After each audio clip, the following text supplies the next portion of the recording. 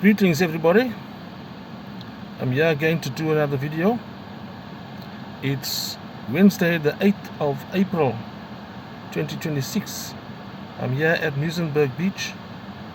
It's a beautiful day, and by now everybody, or I would say most people, should be aware of the war in the Middle East. And in case there are people who are not so sure, not clear about some things, I just want to perhaps say something that many of you might know already, but just to elaborate on it. You know, in social media, if you look at the various posts made by other people, there's some that have got quite a good following in the area of thousands of viewers, comments, subscribing. But if you look in the context of the geometrics of it, the population, say for instance, of the United States of America is 300 and odd million. The people that are following social media or are viewing content that is valuable is a trickle. So most of the people are exposed to mainstream media, which in many times they are not being honest about what is really happening. So hence the reason why I also am pitching in on this one. There are people who may be unclear about what is happening there. Now, everybody was shocked, I'd say everybody, at the President Trump's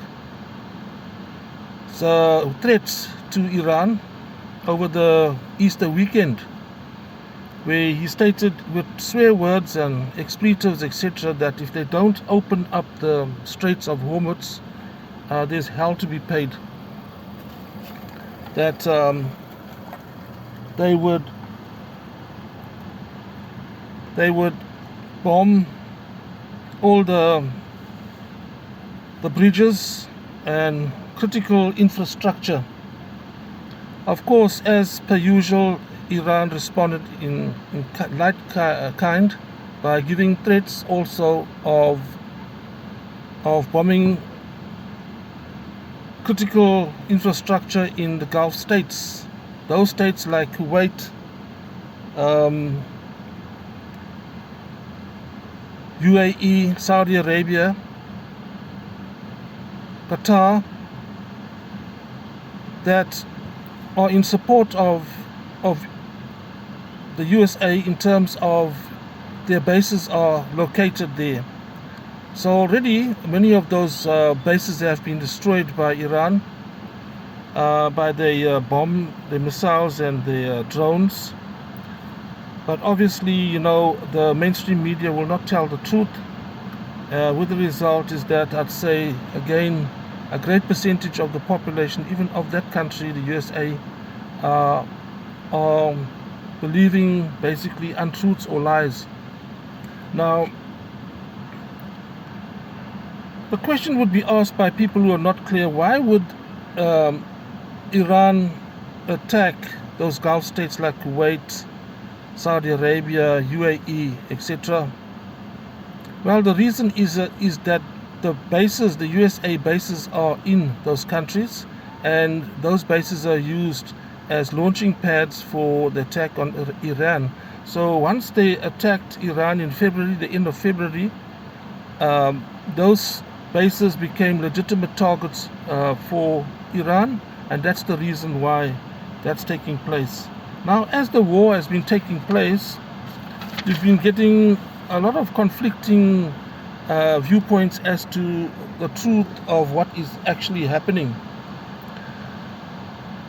You know, the mainstream media tells the one story, and then you'll see occasionally here and there in social media there's reports of the actual damage taking place in Israel and at the United States bases.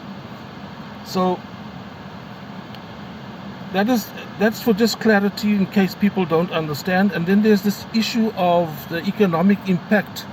Already people are wondering, those who don't know, why is it that we have to pay more for petrol, etc. The reason is that the oil comes from the Middle East, has to go through a narrow stretch of sea. I think it's plus minus 30 k's, called the Straits of Hormuz, and Iran is basically in control of that. And they would say any ship that is, or oil tanker that's in I can say the USA and Israel and their supporters, they will not allow to go through. But those that do go through from other countries that are less of an enemy or detractor from Iran may go through with oil, but they need to pay for their oil in Chinese currency.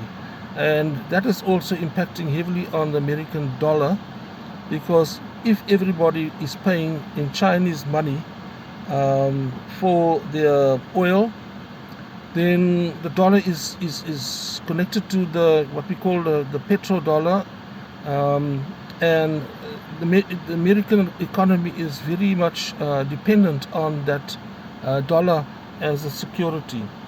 So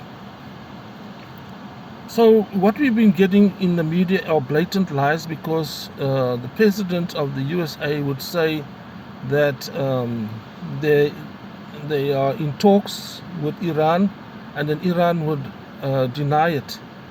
So just to placate the American population and perhaps hopefully the rest of the world, lies are made about talks for a ceasefire, and then Iran would immediately answer and say no, there was no talks. So as I said earlier in this video, because the majority of the people still are in mainstream media, they believe the lie, and they are actually in admiration of American power and success, etc., which is not the case. Basically, many of the analysts have already indicated that America has lost the war, and the best thing for the American president is to claim victory, but to withdraw entirely from the Gulf area, which is one of Iran's demands. Iran, in fact, is actually one of the demands is reparations for all the damage that was made in Iran. So, and of course, the opening of the Straits of Hormuz. So, you'll ask then, what is the reason for the lies about negotiations? Yes, that is the reason. If, for instance, you are losing, you're going to make some wild claims that you are in talks, there's a ceasefire, etc. Take in a case in point that for a couple of weeks now, the United States president would claim that there's talks over a ceasefire, and Iran would deny it. The latest was the threat about on Easter, as I mentioned earlier on, using swear words that if they don't open the Straits of Hormuz by Tuesday, which is yesterday, then all hell will break out and it will flatten Iran, basically.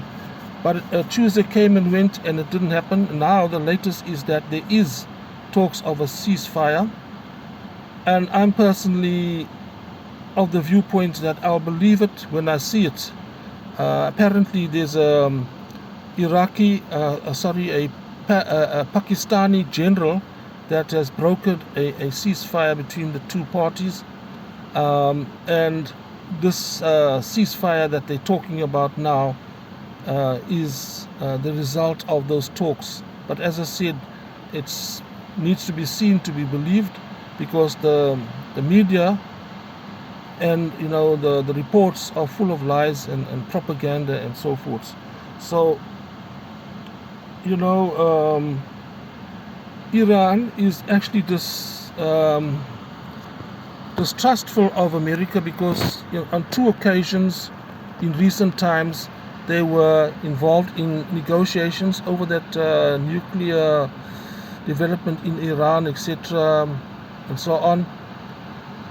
While they're still in negotiations at the negotiation table, Israel and USA take the opportunity to take advantage and attack Iran.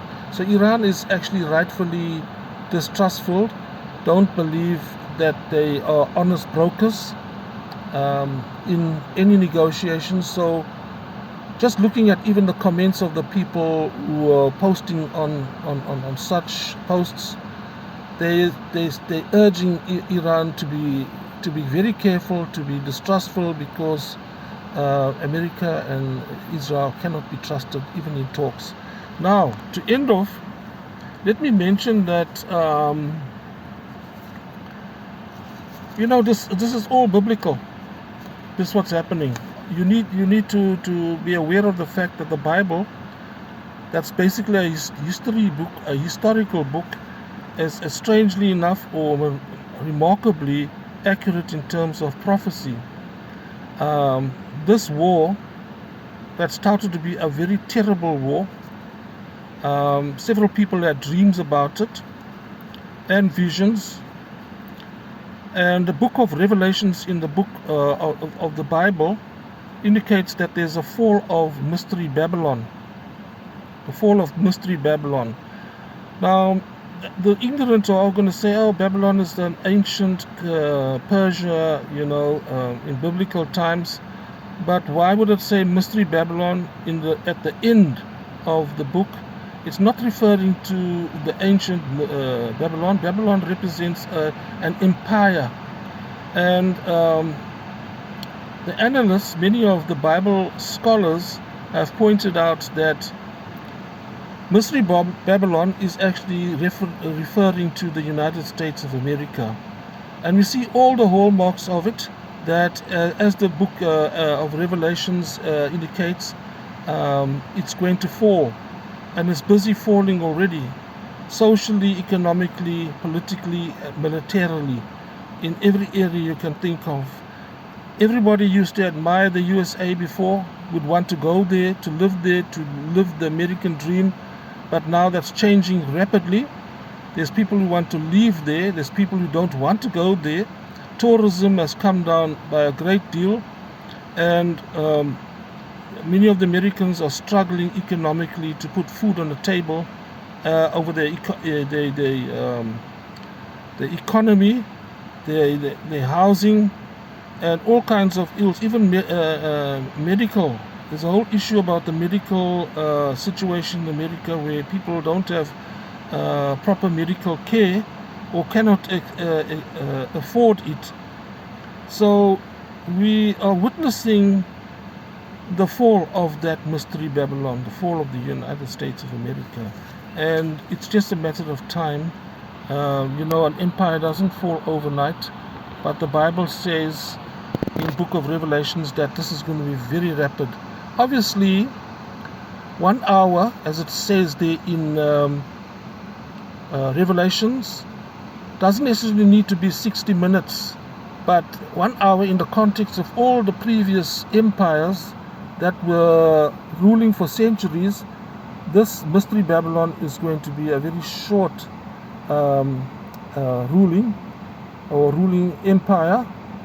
Even 250 years in the context of history is very short. So watch this space. It's all happening, and I trust that you understand what I'm saying. But if you are in doubt, pick up that Bible, read Revelations, the book of Revelations, where it talks about the fall of Mystery Babylon. There's 2 chapters that are dedicated for that there. And you'll find out that there's several posts on social media that you could assess for your own education and find out the truth of what is actually happening. All that LGBTQ, gender, business, all that social upheaval, ICE, and illegal immigrants and all of that type of thing, as well as the embarrassment that they're experiencing now, is part of that fall. So give a thought to that, and share this video if you feel that you need to inform other people about it. It's a viewpoint. that is counter to an established viewpoint that is covered by the mainstream media, it's all a fallacy. Have a great day further.